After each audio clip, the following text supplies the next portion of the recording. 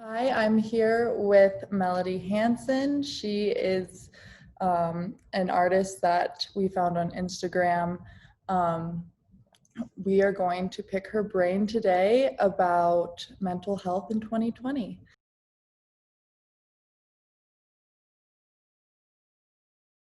Well, okay, so where do I start? I mean, art kind of happened really randomly, I want to say. I mean, not randomly, but it was one of those things that just wasn't in my plans. So I went to school. I did a lot of drama in middle school and in high school, and that was my thing. I wanted to continue to theater and do more like performing arts. And specifically, I had a thing for musical art. So, um, yeah, my mind was like, I'm going to go to New York. I'm going to study this and go into performing arts. And then, so I moved a lot when I was younger. So I was born in Switzerland. I've lived in Florida. So I did it like back and forth between, which is so like random. So Like different. total opposite. Yeah, they're totally Um, opposite. yeah. So did back and forth between Switzerland and Florida, and then somehow ended up in Canada. So I ended up in Toronto, and that's where I did my high school years. And still had in mind performing arts, but after high school, I was like, I don't really know like what the next step is. So I took a year off, and in that year off, this college in downtown Toronto, it's art and design college. They were having a portfolio day. So you go in and you like show your portfolio, and there's a bunch of other schools there. And my sister was gonna go, and we're pretty close at the time too. So I was like, okay, maybe I'll go and check this out and like put a portfolio together. And I mean, at the time I had taken a design class in high school, um, and art, like I was doing art, and I had like a bunch of sketchbooks that I had doodled in and maybe designed like a couple random things here and there. And then just put together a PowerPoint, I'm pretty sure, on this flimsy laptop that I had, which was falling apart. And I brought it to the school. I was like, okay, whatever. I had no plans of anything. I was just like, I'm just going to go for fun, really. And so you go in and you kind of present your portfolio to whoever's sitting there. And I did, and they give you feedback, and they're like, yeah, that's great, like maybe more drawings or like figure drawings. And I was like, okay. And so a few months after that, I got an early admission letter to that school. And I it was just like this kind of thing, like I don't have other plans. It fell into place. So okay. And I'm like, I don't even know what I'm gonna go in for. Yeah, so I took it, and I think it was for graphic design. I think I probably that was what I had in mind, because I had, when I was younger, I would do graphics for like my Neopets page, and I like taught myself HTML, and I was in that world of like doing coding for my website or page, whatever it was, about me pages and graphics. And that's how I got introduced to Photoshop. And then Illustrator just kind of came along after that. But yeah, I was like, okay. So I decided to go for graphic design and went to school. And it's a 4-year program, but a year and a half into it, I was like, I don't know, I just didn't feel like I was connected to it, or it just felt overwhelming. So I dropped out, and then I was like, well, I don't even know what I'm doing. Like, I have no other plans. Like, I was telling my parents, I'm like, I'm gonna go into music. Like, I really was all over the place. I was like, management, like music management for sure. Like, no, that's not what I So have. different. Yeah. So I just kind of took that time to explore, and just like, I think the thing about art school for me was that I felt like it was a lot. So you have like 4 projects a week to do, or, and like, I just didn't feel like my brain could realistically do it all. Like, I just felt like, I'm like, this is actually like not physically doable for me. And I feel like I'm not even able to like produce what I want to produce. And so to have the room to breathe and just like room to think through things on my own time was, I think, really beneficial for me personally. And that's what I needed. And so I just took time to like sketch. I just did like, again, doodles, the doodles that I did. And the thing too is that at art school, it didn't feel like I was an artist. Like, it just didn't feel like I was an illustrator. I didn't feel like I was good at it, because I'm not technically, like, in technical ways, or like in my idea of a good art. Like, I just couldn't do a proper like body figure. I think that was in my mind, I think, oh, if somebody's good at drawing, they like know how to do at least the technical stuff. Yeah. And so at the time I was like, oh, that's not me. And I felt very intimidated by that. And so when I took the time to just do my own thing, I was trying to still fit into that like standard, but realized that's just not me. So I think it must have been like Picasso or something, that like sketches by him that I saw that were just like, I don't know, really random.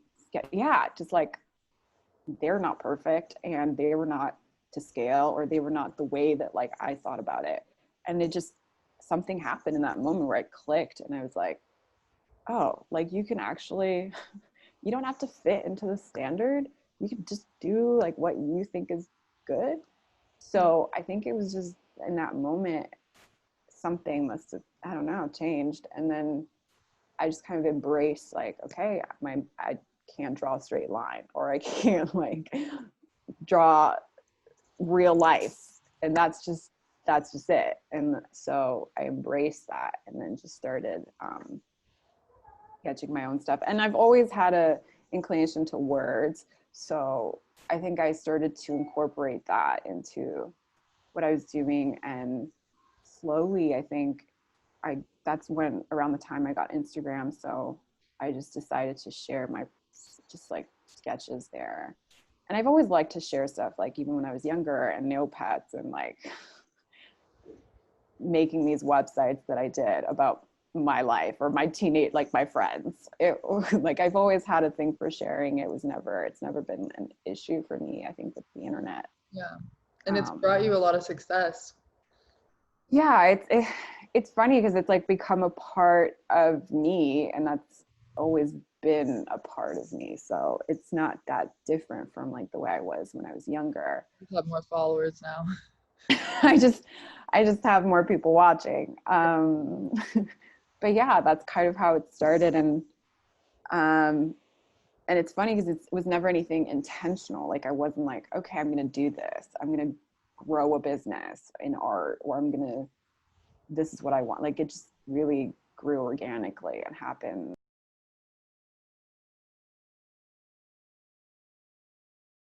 It took a lot of just um, coming to a place of embracing myself, really, and embracing like, okay, this is how I draw, or this is what, and it's still a process, because there's still things I haven't really explored. I don't feel that I'm eventually going to explore and be like, okay, I thought it wasn't okay to draw this way, and I'm doing it now. I think it's just like deconstructing this idea, or at least an idea in my head, that this is what art looks like, and realizing, oh, wait, there's like, that's the whole point of a museum. You go to art gallery and you see so much variety, and that's the point, is that artist realized like they can do whatever they want. And that's been my process of like realizing that. And it takes years sometimes to like deconstruct that standard that you have in your head. And you use a lot of words and write a lot about how you're feeling internally, Mm-hmm. and being like kind of breaking down taboos Mm-hmm. about like talking about your feelings and like it's okay to not be okay. I think you even have something that says that, Probably. but the kind of the general vibe. So tell me about how like maybe your mental health has like inspired your art. Yeah. Well, I've always been very expressive. I mean, with drama and theater, um, a big part of that is exploring humanness and human nature and like human behavior. And so that's always been something I've been interested in. And with myself, I feel like I had a hard time in middle school and growing up to express myself honestly. Like it would be easy to be a character, but when it came to like my own emotions and what was internally going on, I think I had a hard time putting into words, um, because I had a lot of anxiety and I had a lot of just was very self-conscious. And so I was very quiet in school. There was like a chunk of years where it was like really hard for me to speak up. And was just like very anxious child. And I think that took a toll on me because it made me feel like what I had to say didn't matter or wasn't important. And so that kind of kept me from expressing anything really. And two, like I think the conversation around mental health is getting better. Not that it's like amazing at this point, but it's better than like 15 years ago. So at least like the environment that I was in just, wasn't like a thing to talk about your struggles, or it wasn't like as common as we do it now.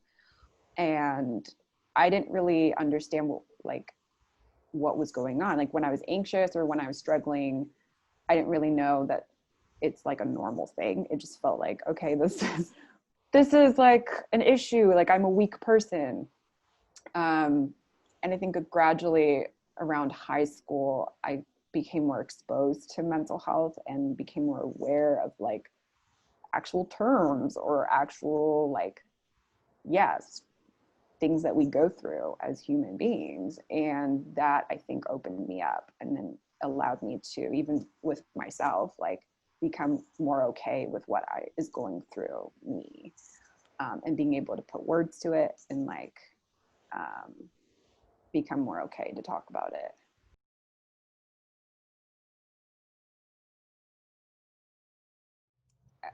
I do actually. I mean, it's like it's a weird bridging because I think about, well, what is it that I want to do as an artist? What is it that makes me feel like I'm doing what I want to do? And then at the same time, how can I bridge the community that's growing online? And so that's kind of what I've been thinking a lot about recently, is the community aspect and like what I can do to kind of create like a little community online where um, there's a safe space, not just on Instagram, but it's like something I can build outside of that. And I don't know exactly what it looks like yet, but that's something that I think about is like, yeah, I want to be able to create a safe space, I think, for conversation and like just knowing like, okay, this is what I've gone through and this is what has helped me and this is what I want to be able to create for other people. Um, so yeah, that is on my mind a lot. It's like, what do I do next? I'm like, what do I build? Like I've always been passionate, or at least in high school, that's when I grew passionate about mental health and the community aspect. And so that's something that I think about. It's just like, aside from, yeah, my personal art and me creating by myself, what can I do that's more a community based group or something that's aside from like my own personal visual art that feels always selfish. But I mean, that's what art, or like a lot of artists, I think, have that common feeling of like, what I'm doing is so selfish. But I But think yeah. people are connecting to it so much more than the artist actually realizes that it's. That's true. Yeah. Which is the beauty of art.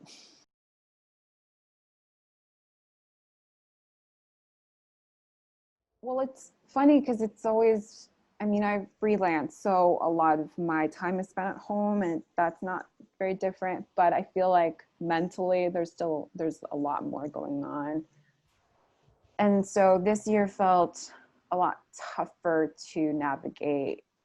And like, sure, the or like situation could be similar. I'm still at home, I'm still doing work, but when mentally there's just so much more going on, that really takes a toll. And so for me, I think I had like a few weeks where it's like I physically can't do much. Mhm. And I have to embrace that, and I have to just like give myself the time to process what's going on. And I think it was a common feeling with a lot of people, but um, yeah, it was kind of giving myself that space and realizing, hey, like, I know I'm supposed to be doing the same thing, but I can't be putting myself the same kind of pressure or the same kind of expectation right now, because it's just the circumstances are so different. As maybe as freelance artists, for many, it is a very isolating process, or like a part of it is like spending time by yourself and understanding what you're going through with, no matter what's going on in your personal life. Um, and so the fact that everybody was going through a similar situation at the same time was like, this kind of feels like I'm less alone. Like, is this what it feels like to I mean, you're isolated, but like at the same time, everybody is feeling very similar feelings that like you felt for maybe a few years, or like, Yeah. the stress of like not knowing when your next paycheck will be. I mean, that's part of freelancing. And so Yeah. like everybody's going through that common feeling, and that was very strange, because I was like, Yeah. oh, like everybody gets to feel what I've been, or like, what a lot of freelance artists feel. So That's that a was really interesting. interesting comparison. But I feel like right now I kind of take this time as like my experiments. It's like, what works? Like, what are people liking? What do people not care about? Or, um, and I think I'm just starting to like, okay, what can I do to just push a little bit more? So we'll see what I do next. I don't know.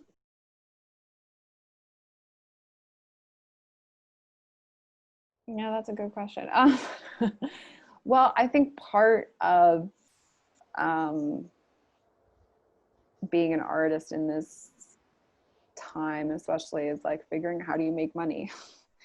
And that's something I didn't learn at school, and kind of just threw myself into, and I'm still learning a lot of that aspect of the business side. But yeah, I just was thinking, okay, oh right, at holidays I should be doing stuff for the holidays, and realized everybody else is doing stuff for the holidays. So like, what can I do that can be small but still like fun, and put together almost like a accumulation of the year's work that I've been doing, or like just the art Kind of like a in portfolio. that. Yeah, which I only realized like recently. I'm like, oh, it's basically like getting prints, but you just have little numbers on it. Or just like, like an affordable way to have a Art. collection of art. So that's how, yeah, it started with that idea, and then it seemed like everybody really liked it, so I just kept doing it. And it's nice for me to have that as reference, or just to see like, oh, this is the work, or like some pieces that I forgot about, or I don't know, to see that. Yeah. Yeah, and like, you can kind of do whatever you want with it. I mean, you can choose to write on it, or you can not, or it could kind of be like a decorative piece, or it could be like, you could have it in a notebook. Like, it's not like binded, so you can pretty much take it anywhere you want, which I personally like. I mean, Really. I've always kind of debated. I was like, do I bind it? But then I kind of like it like that. Yeah. I think you've done a good job. And now you're making like t-shirts and hoodies. Yeah, I started to do that. I mean, clothing has been something I've wanted to do for a few years. It's still something I'm trying to figure out like what the best way to go about is, because it's always that.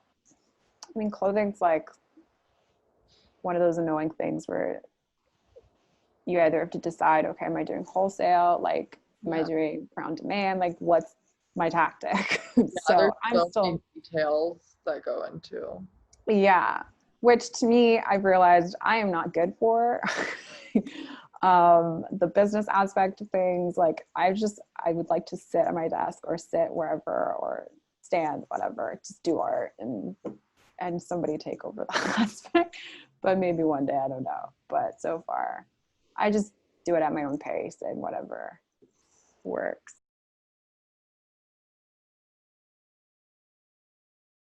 I think emotionally, I was glued to my phone. My screen report is, yeah, it just it's like you're basically on your phone all day. I know. Thank God. Congratulations. So, yeah, I mean, it's not just another election, I feel like. I mean, this one's pretty important. And I think that has definitely been a part of, I think, that's sort of one of the things I think is weird is the way we separate politics over the way we think, oh, well, you shouldn't be talking about politics, or this is not a part of what you should be talking about. Because like politics affects all of us. Yeah. And it's like a human, it's politics is basically like what affects human beings as a group and as individuals. And I think that has a lot to do with our mental state and our mental health. And I think it's weird that we separate it. And so for me, this year has been a big, like, I mean, that's the thing is like with art, to call it political is just like calling it art. I mean, it's like, it's normal that art would talk about what's going on or reflect what's going on at the time, because that's a big chunk of who we are and how we live and what happens to us. And, so I think I like to observe what's going on and try to implement it into my art or try to express myself in a way that's honest. And so that's been something that I'm like kind of not battling with, but it's like, okay, what's the line that I can cross? Or like, it's always weird when you have like people watching you or you have a following that's following you for specific things. And then you're like, well, I don't feel like being positive today. Or I don't feel like, I feel like saying something that could be seem really political, but it's like, it's the honest truth. And that's what I'm about. And so it's been a weird way of like balancing that and not like shutting too many people out. But because I feel like a big part of what I do is being like, okay, trying to involve everybody. But like at some point, you just can't always involve everybody. Yeah. But that's just been like some things I've been thinking about this year. And with politics, it just comes to, I think, especially with this year, it comes to a point where you're like, I have to say something, or like it does affect us. And yeah, it's been that election is still, I feel like Yeah. I'm stressed now Yeah. than Like I still. was during. I think I'm so tired and over it. I feel you. I'm like, I need this to be over. Yeah, and it's been tough because it has been more, it's revealed a lot to me about personally about us as humans, or like how we like communicate with each other, our behaviors. And it's been a lot to process because just like trying, and I've always been fascinated to try to understand people, and this year has really made it really hard to try to understand certain people. And yeah, and so it's been tiring, but it's very revealing.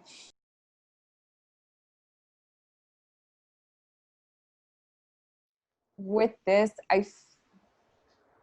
what I've been feeling is that everything's coming to the surface and everything's being made more visible, and in a way, I think that's good because we're kind of going through a detoxing in a way.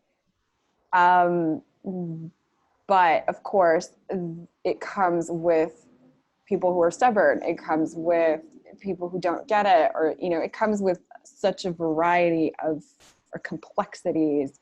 I think we're really dealing with like deep trauma, um, especially I think with like the States in particular. I think there's just like a lot of layers to go through. Trauma for our country specifically. Yeah, yeah. I mean, with families and like even like with the holidays coming up, like I was talking to my neighbor and she's like, we're going through so much emotional drainage right now because, there are like two different political opinions within our family, and that's causing a lot of friction, a lot of tension. And so I think so much is coming to the surface, and we have to like do something about it. We can't just like let it, be out in the open and kind of like, well, great, everybody's messed up. That's great, but like we kind of have to do something about it. So that's how I feel we're going in a direction that if we don't take mental health seriously, then there's going to be a lot of wounds and a lot of hurt and a lot of like trauma. Yeah. So I feel like we're going in a direction that could be really, really good, or it could be painful.